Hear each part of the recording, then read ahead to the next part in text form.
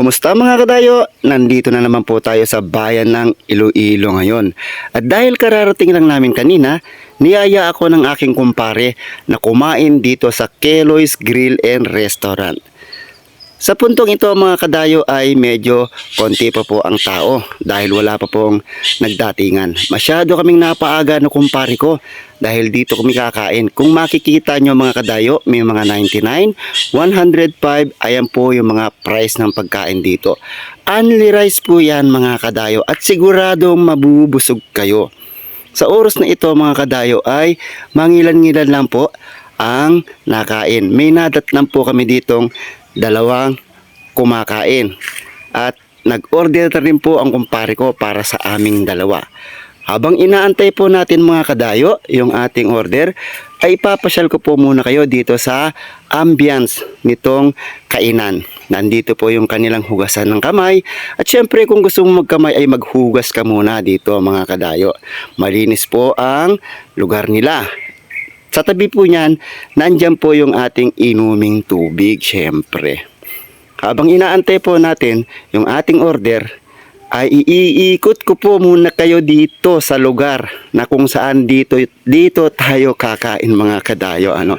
Nabubulol na ako mga kadayo dahil syempre galing sa biyahe, wala pang tulog at syempre may konting gutom. Andun po pala yung kumpare kong nagyaya sa akin para kumain. Malamig din dito mga kadayo dahil yung bubong po ay nilagyan po nila ng kawayan yung ilalim kaya hindi po gaano kainitan.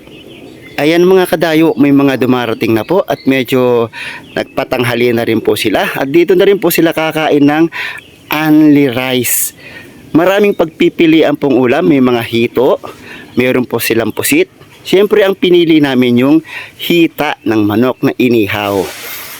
Ayan mga kadayo, dumating na si ate at magse-serve na rin po si kuya. Hindi po sa amin yan. Siyempre dun po sa naunang nag-order. Ayan po yung katabi namin. Dinatnan po namin sila ate kanina. Kaya nauna po yung kanilang order. Maya-maya lamang po ay darating na po yung ating order. At ayan na nga, inaayos na ni ate yung aming order na hita ng manok. Only rice din po yan. At syempre mahina po tayong kumain. Nakadalawang rice lang po tayo dito at busog na po tayo. Kung kailangan nyo na maraming rice, pwede po hanggat kaya nyo pong ubusin. Ayon si kuya, kung kailangan nyo ng kanin, tawagin nyo lang po siya. Siya po yung nag-iikot kapag kailangan po natin ng kanin. At ayan na nga si kuya, tinawag na nga siya dahil hihirit pa ng kanin sila ate. O ayan, di ba? Kita niyo yan. Katabi lang po namin ng mesa. Si kuya po yung nagbibigay ng kanin. At ito na nga mga kadayo, kain na po tayo at gutom na rin po tayo. Medyo malalaki po ang subo ko dito dahil syempre nagutom po tayo sa biyahe. Ayan mga kadayo, doon sa kabilang banda naman may isang pamilya doon na nag-a-only rice din po sila. Masarap din po ang mga inihaw nila dito, lalong-lalo na po yung hito.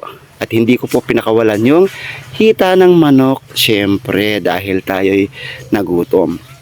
Maganda po yung lugar mga kadayo. Ito po yung dating natin dito sa Iloilo. First day po natin dito sa Iloilo mga kadayo. At ayan na, tapos na po kaming kumain mga kadayo. Uuwi na po kami. Ayan, maraming salamat mga kadayo sa inyong pagsama sa akin dito sa Iloilo. At abangan niyo po yung aking mga videos. God bless!